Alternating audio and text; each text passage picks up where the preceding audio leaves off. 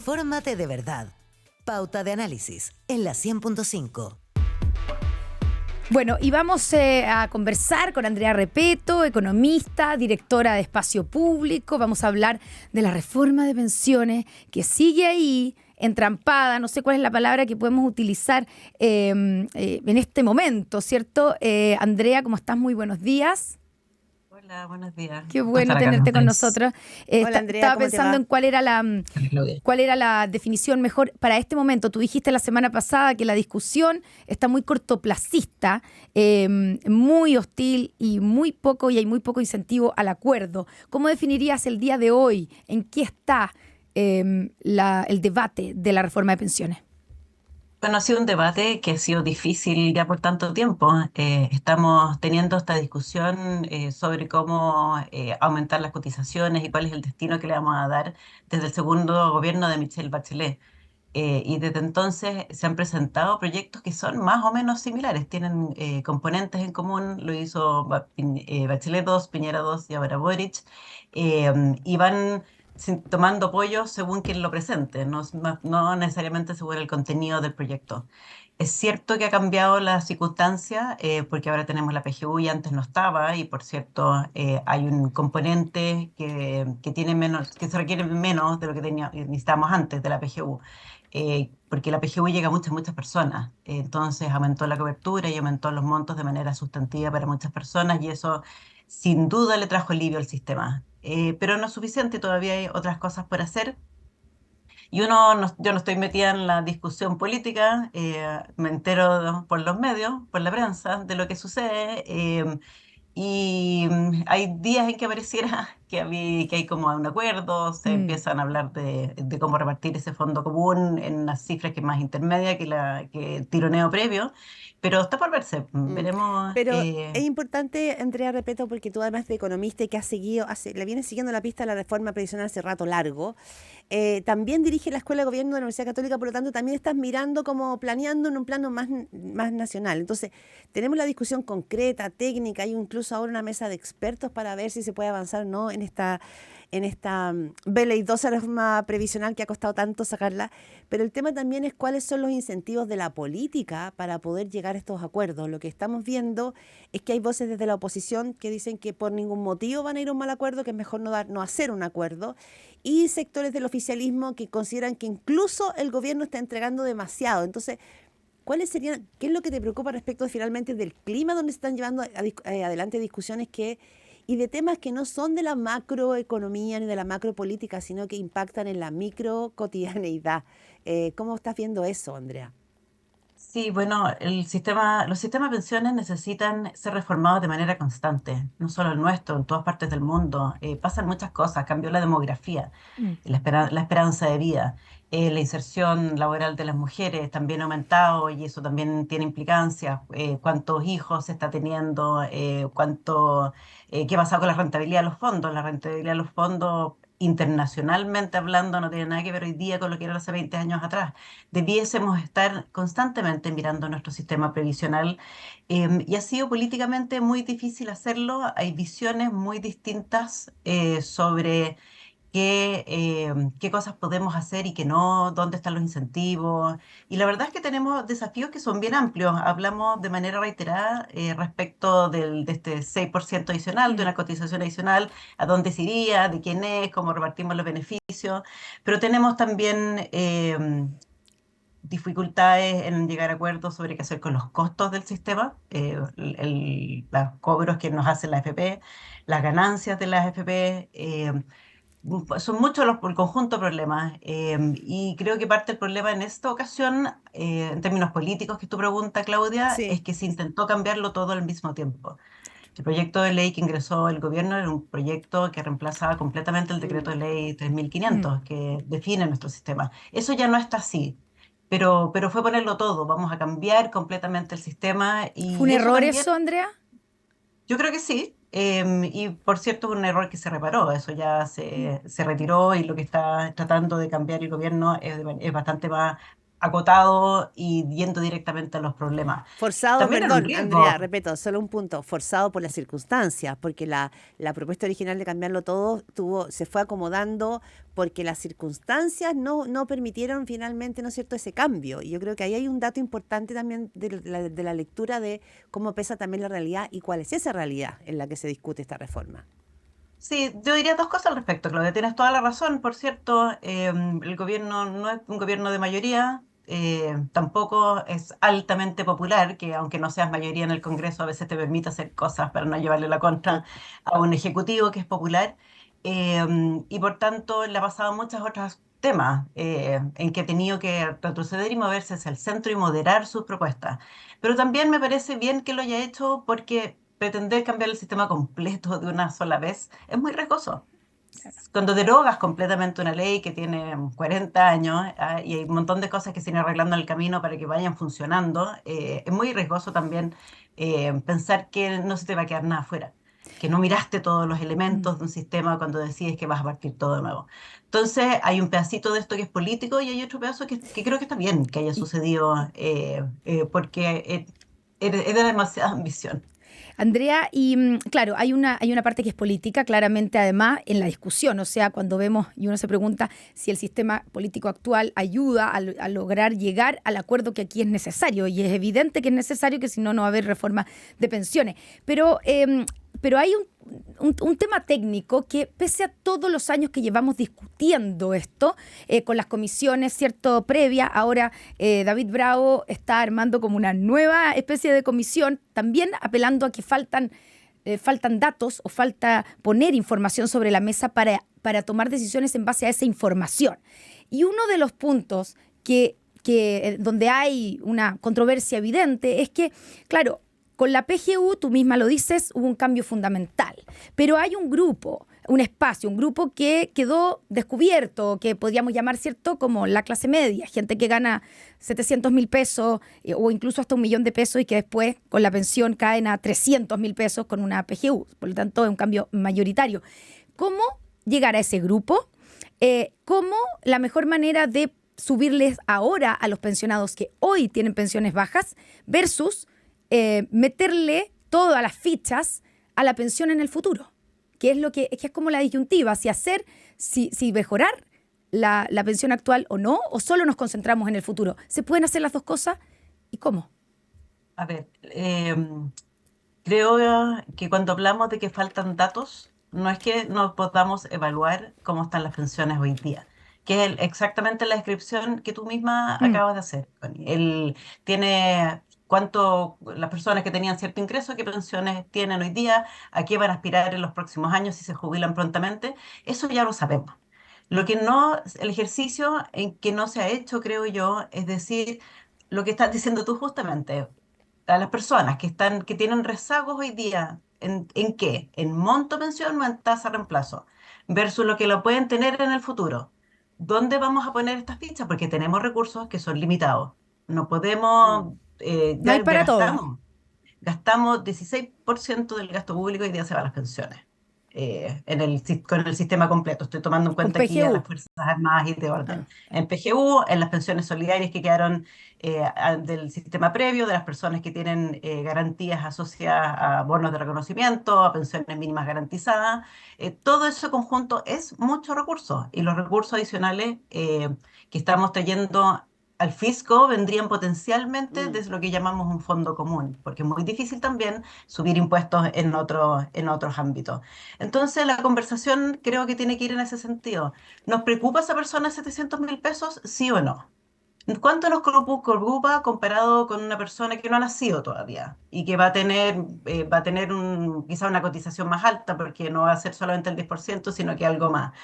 ¿Cuánto de esto lo podemos hacer a través de la PGU? Yo creo que es muy caro hacer la Mm. PGU para llegar a un grupo específico, porque la PGU por diseño es Mm. para todos y es para Claro. todos por igual.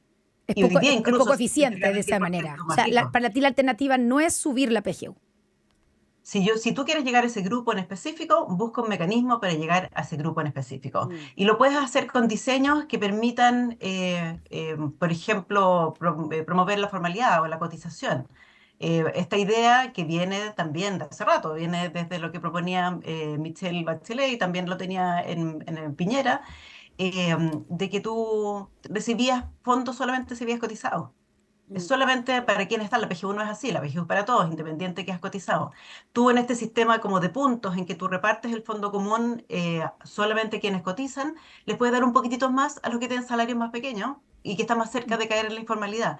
Tú puedes utilizar este fondo común para modelar un sistema que tenga mejores incentivos, para que esté mejor focalizado y lo que hace en ese sentido te libera recursos para esos otros Mm. problemas que vienen para más adelante. Conversamos No tienes mucho, no vas a poder aspirar a tener las pensiones increíbles para Mm. todo el mundo. Eso no va a suceder, ni siquiera con los recursos que Sí. estamos trayendo. Hablamos con Andrea Repeto, economista y además directora de la Escuela de Gobierno de la Universidad Católica. Andrea, te escucho atenta y digo, a ver, toda esta discusión que estamos viendo en la política respecto de la reforma previsional, ¿empalma con lo que están viendo los expertos, con lo que estás viendo tú como economista, que vienes viendo esta discusión desde por lo menos hace 2 gobiernos atrás? Y lo planteo porque para este gobierno, una reforma previsional sin un corazón solidario no tiene sentido. Y ahí está la fórmula, y ahí está la fórmula del 4-2 que se pone ahora sobre la mesa, pero ahí probablemente está uno de los grandes nudos. Pero si uno mira la discusión entera de la reforma, ¿está respondiendo o se ha ido ideologizado tanto que todo esto que estamos hablando respecto de qué mirar, a qué sectores, cuáles son las fórmulas para uno y otro, cuánto PGU, cuánto otra, no sé si responde la discusión de la reforma que estamos viendo con aquello que realmente se requiere? A ver, yo creo que estamos discutiendo como si este problema no fuera urgente o no se fuera yendo, que se vaya poniendo más urgente con el tiempo en la medida que lo seguimos dilatando. Y como la percepción de que, ok, si esta reforma no me gusta ahora, entonces mejor no tengo reforma y espero el próximo gobierno porque total me toca a mí ser gobierno. Y eso no es necesariamente, de partida no es necesariamente cierto. No es seguro quién va a tener el gobierno en la próxima vuelta.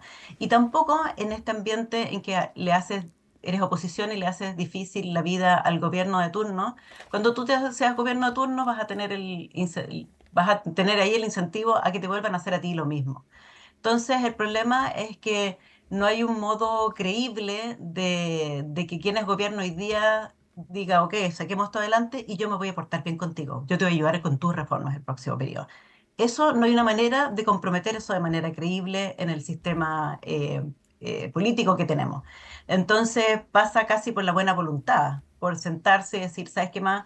Vamos a seguir aquí. Vamos a seguir discutiendo estos temas en el próximo gobierno en el que sigue. Somos los mismos partidos, las personas en política duran muchos, muchos años. Es una relación repetida, si lo quieres decir en esos términos. Poder colaborar, que no dependa de estas cosas externas, por ejemplo, como decía recién, de que el Ejecutivo sea muy popular. Cuando el Ejecutivo es muy popular, no importa ser en minoría en el Congreso, Claro. porque el Congreso quiere alinearse con ese gobierno que es popular. Yo no soy cientista política y hay que preguntarle a ellos cuál es el mejor mecanismo para tener una fórmula que permita esos incentivos para la colaboración y no para estar dejando todos los proyectos para el próximo gobierno para Mm. poder tener esa cosa que yo quería, porque eso es muy frágil también. Si Sí. de alguna manera aquí hay que ceder. El gobierno ha cedido mucho. O sea, no solamente Ya. ha cedido desde que puso que iba a derogar el decreto de ley 3500, está desde la campaña. El proyecto que ingresó ni siquiera es el de la campaña. Y yo estoy de acuerdo con que pedirle que no tenga un corazón solidario, que son las palabras que tú usaste, Claudia, es Sí. pedirle demasiado.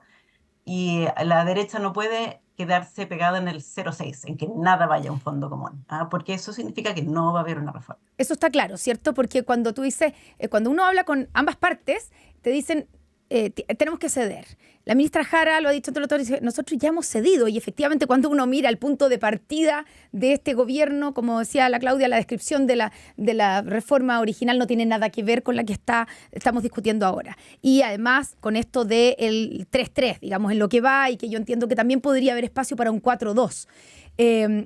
Pero la derecha insiste y dice es que nosotros no salimos de un 6-0, 0-6, ya no sé cómo ponerle, porque esto no se trata de ceder para aprobar, sino que ceder para una buena reforma. Y insisten en que el 0,6 es la única manera de mejorar las pensiones futuras y que hay que buscar otra forma para mejorar las pensiones de los actuales pensionados. ¿Tú ves que ahí ¿Hay alguna posibilidad de coincidencia en algo o esto va derecho al fracaso y a no tener reforma previsional? No, uno tiene que matizar un poquitito, porque la posición, no todos los senadores, la discusión está en el Senado hoy día, Sí. de la derecha parecieran estar cerrados a a un componente solidario. Como bien dices tú, se menciona el 4.2, qué sé yo, en la pasada. Pero sí, sin embargo, si tú vas a ofrecer que nada vaya a un fondo común y te preocupan las pensiones actuales, tienes que sugerir cómo lo vas a hacer. Si lo quieres hacer por la PGU, con toda la problemática que tiene, que es cara, que no da incentivos, que tiene un diseño que está bien para evitar la pobreza, pero no para promover las pensiones y para promover el trabajo y la formalidad, tienes que decir cómo lo vas a complementar. Y entonces no puedes negarte a la parte fiscal de este problema, de dónde vas a sacar los recursos. Mm. Entonces, en ese sentido, es una propuesta incompleta. Le Ahora, falta un pedazo. sí, y también en este pedazo que falta, probablemente que hacía un argumento, Andrea Repeto, no sé cómo lo ves, el argumento que hay también de sectores de la oposición y dice, a ver, las encuestas, los sondeos de opinión, el testeo sobre la opinión pública, más que la opinión pública, el testeo sobre las personas es que quiere que toda su plata vaya a un fondo individual. Y por lo tanto también te señalan que es un argumento, válido, no es un argumento, digamos, un volador de luces, sino que es un argumento válido en el sentido que hay que escuchar lo que esta ciudadanía quiere respecto de sus propios fondos, que ya hay total claridad de que esos fondos la ciudadanía los siente como muy propio. Entonces, ese factor de una ciudadanía que apuesta, digamos, a una capitalización 100% individual, ¿cómo crees tú que juega aquí?